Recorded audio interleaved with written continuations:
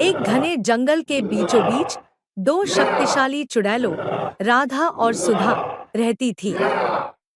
राधा के पास अग्नि का जादू था और सुधा जल की महारानी थी।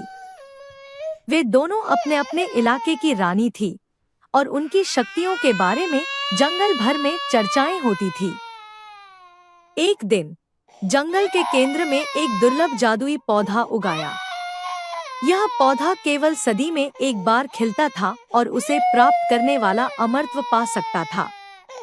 इस खबर को सुनते ही राधा और सुधा दोनों उस पौधे को पाने के लिए निकल पड़ी।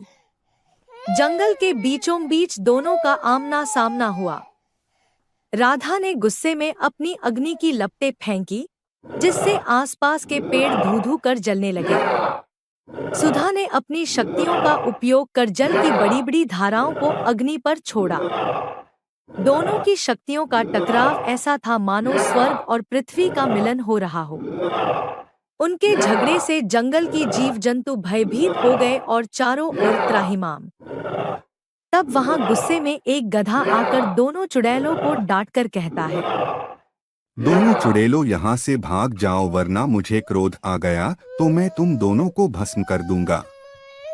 फिर पहले चुड़ैल गुस्से में गधे से कहती है, गधे यहाँ से भाग जाए वरना मैं तुझे जिंदा ही चला जाऊंगा।